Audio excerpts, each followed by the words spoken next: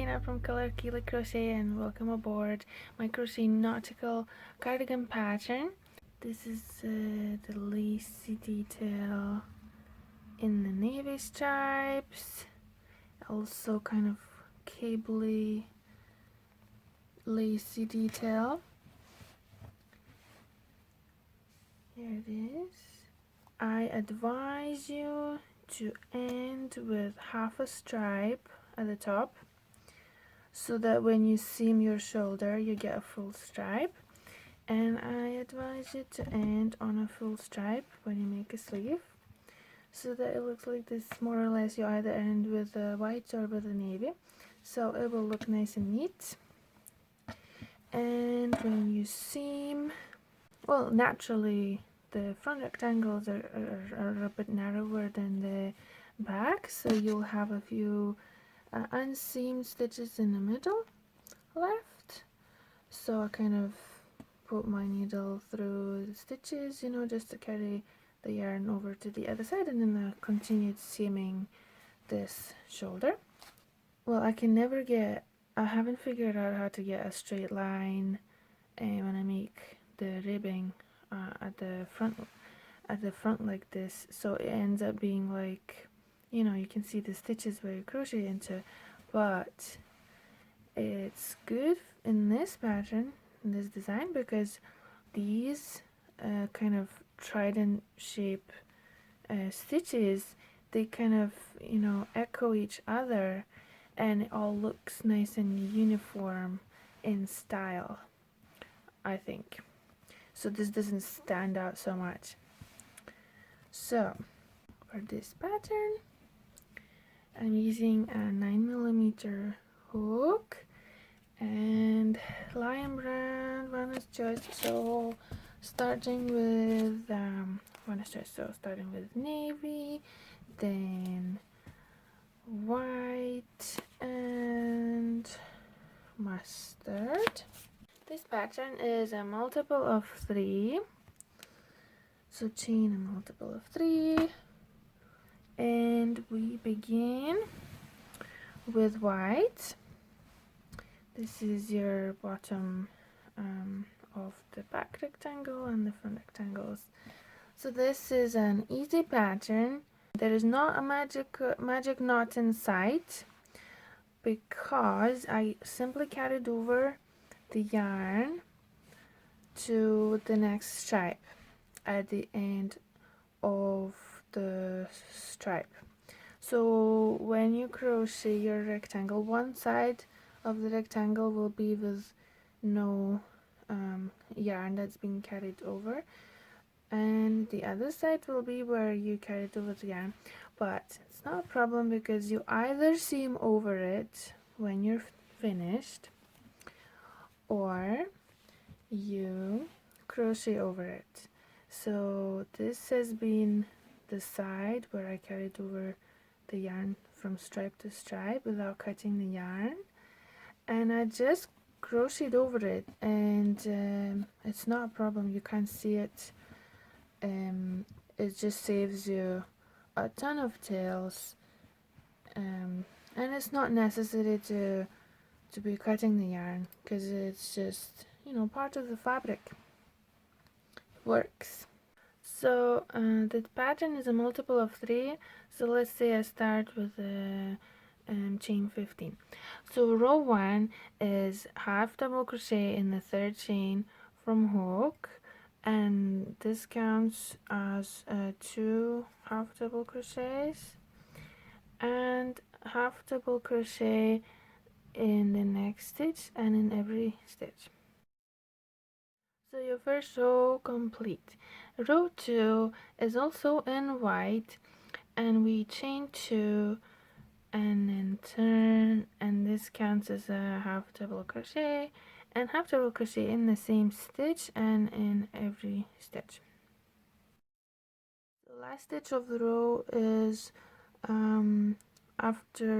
is the stitch just before the chain 2.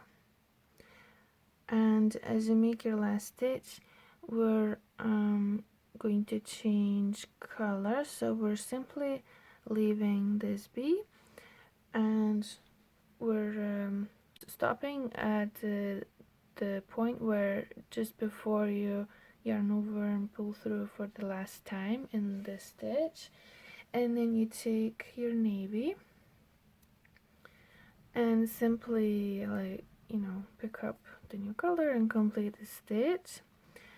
So row 3 is in navy, and we chain 3 and turn, and this counts as a double crochet, and we're skip crocheting in the same stitch, and we're crocheting in the next stitch twice. So double crochet, skip the same double crochet in the next stitch, and double crochet in the next stitch. So double crochet in the next stitch twice, and double crochet in the skipped stitch.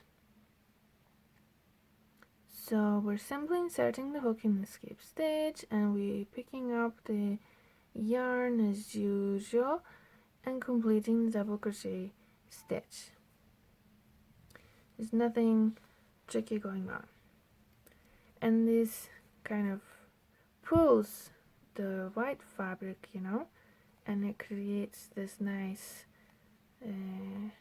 three-pronged kind of line in the stripes. So to continue in row 3, we skip the next stitch, and we double crochet in the next stitch and in the next stitch. So skipping the next stitch, double crochet in the next stitch twice, and double crochet in the skip stitch, just like so. We're just completing the stitch as if these two posts are not in the way. They are not in the way, really. They are helping us create this beautiful pattern. So skip the next stitch and double crochet in the next stitch twice. So at the end of the row, we have one stitch left, and we double crochet in the last stitch, and we complete the row, and there's no color changes on this side, and all the yarn stays there. So row 4 is chain 3, turn, and this counts as a double crochet. And for this row, we're skipping crocheting in the same stitch and in the next stitch, and we're making 2 double crochets in these 2 stitches. The reason being just simply to align them correctly, because these 2 stitches belong to those the second and third spaces we want to crochet into. We want to place our trident fork in these 3 and not beginning here. So if you just think to remember this, if you just think about alignment, we just need to crochet into these 2, and then skip this, crochet into these 2, skip this, crochet into these 2. So to begin with, we just look at the stitches and we know, oh, we need to crochet into these 2. So we're not crocheting into the same stitch and in the one after that, but in the next 2 stitches double crochet, and then double crochet in the stitch that we skipped just before the 2 double crochets, and we have aligned ourselves to sit right above these 3. So now we just continue, skip the next stitch, double crochet in the next stitch twice, and double crochet in the skipped stitch, and keep going. So at the end of the row, we ended with double crochet in the top of chain 3, just like so. And just before you yarn over and pull through for the last time, we'll have a look at the white yarn you left. And also, there is no need to get your yarn tails tangled up all you need to do is pick up the white where it is. You can pick up from this side or from this side, so just pick it up wherever it is, or whatever you need to, so that you don't get your balls, your yarn twisted too much, and it won't get twisted. So complete the double crochet. And now the last row I need to show you, because after that you will repeat from here, is chain 2, turn, and this counts as half double crochet, skip crocheting in the same stitch, and half double crochet back loop only.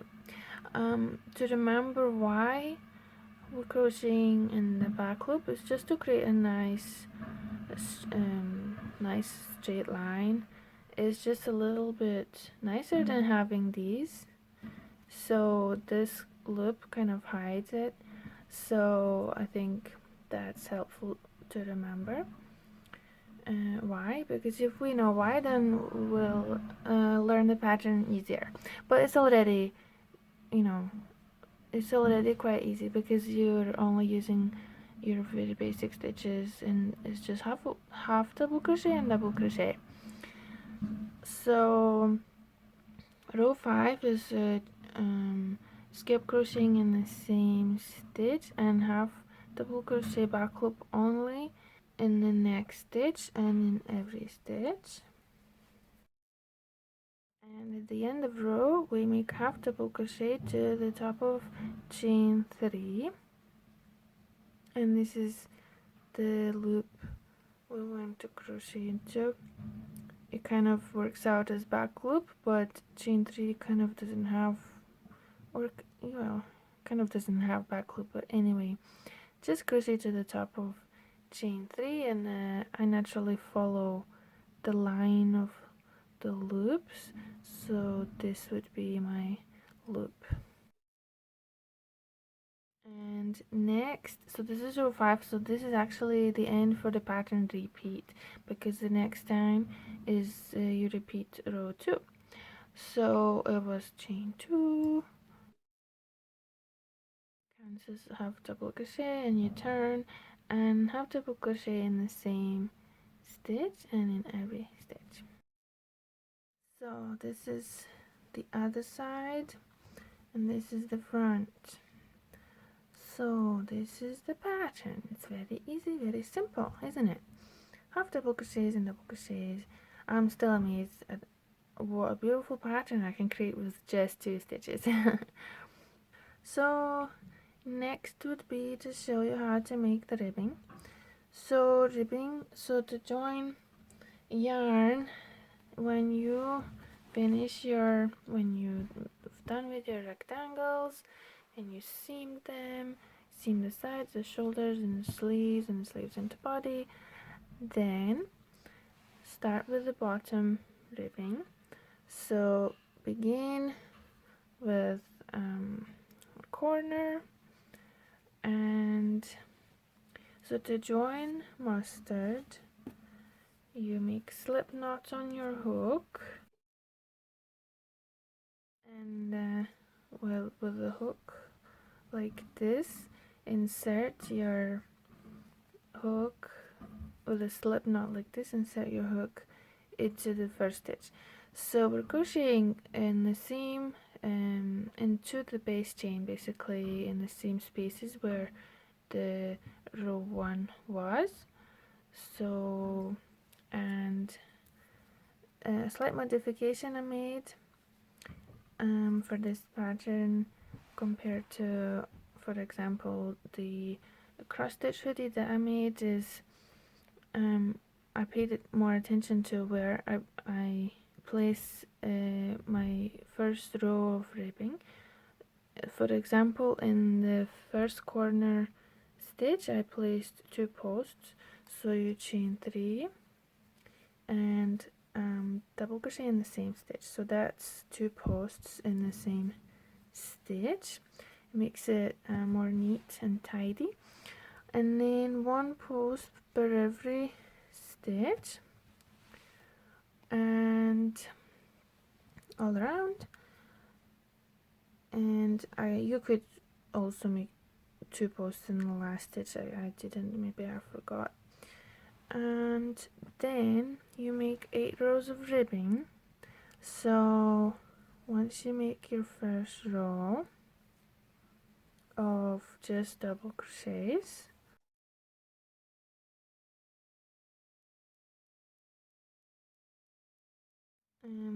then you chain 2, say you completed all around the bottom, then chain 2 and turn. So skipping the first post, you make front post double crochet around the next post, and the back post double crochet around the next post, and then front post, back post, front post, back post, and then when you finished your row 2, when you go on to row 3, so chain 2, turn, and again skip the first post. And now all you need to do is match the ridges. So this one is at the back of you, so you make a back post double crochet around it, and the next post is sticking out towards you, so you make a front post double crochet around it. So you're matching the ridges, and those ridges continue to grow, elongate. So you make 8 rows of ribbing, and same for the cuffs. And when just the only difference is when you finish row going around in row 1, you just connect with a slip stitch to the top of chain 3 and then continue in the round.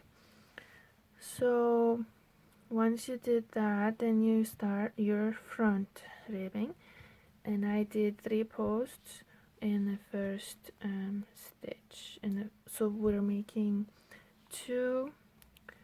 we're making 1 post for every half double crochet row, and 2 posts for every double crochet row. And when it comes to ribbing, I did 1 post for every ribbing row, because it's like a half double crochet row because it's shorter. And I started with 3 posts in the first space in the first row, and I ended with 3 posts because I learned from my last pattern in this cross stitch hoodie that if I didn't do it, it kind of, this is just 1 row in the first space. So the difference is I just made 3 posts here and 1 post here, and see the line goes up, it kind of wants to curl up, and this one doesn't, it's a straight line. So that's a slight modification. 3 posts in the first space, and then 1 for every row of ribbing, 1 for each row, and 2 for double crochet row. And when it comes to the neck, I also did something. So this is the end of my front rectangle. So 2 posts in the double crochet row and 1 post in half double crochet row. And then when I started crocheting into the back rectangle, the few unseamed stitches I had in between the 2 front rectangles, I made 2 posts for every stitch, and then I resumed 1 post for half double crochet row, 2 posts for double crochet rows, and I think it works really well. It gives you a nice neck, because you know the neck tends to stretch, so you kind of need a little more ribbing thickness there. So I think the last thing I can show you is how to increase in the sleeve. So we start the sleeve here and we end it here, and to have it slightly go wider as you need for different sizes, I simply added extra stitches in when you start your first white stripe. Row 1 is usual row, nothing happens, but row 2 is when you start increasing. So imagine if this was my row 2, I would basically, after chaining 2 and crocheting in the same stitch, I could place another stitch here in the same stitch, or just place 2 in the next stitch. So the purpose here is to place 3 extra stitches per row than you normally would. So I'm placing 2 in one stitch here, then I'm continuing as usual with placing 1 stitch for every stitch, but I know that I need to make 3 extra stitches in this row, so naturally I want to make 1 extra here, 1 extra here, and 1 extra here. So when you're kind of in the middle, more or less, you place an extra stitch. So I have 2 and 1 here, 2 and 1 here. So I've placed 2 extra stitches, and I'm continuing the row as usual. And then at the end of the row, I'm placing another stitch. I'm placing 2 in the same stitch where I wouldn't have done usually. So I've got 2 and 1 here, and I'm ending the row with my last stitch. So it can happen anywhere, doesn't matter where you place the extra stitches, but as long as you place them, the sleeve will widen. So the next row is nothing happens in this stripe, and again the next time you increase is in the second row of the white stripe. So that's row 2, that's row 6, and then 10, and then 14. So thank you for viewing this pattern, and I'll see you next time.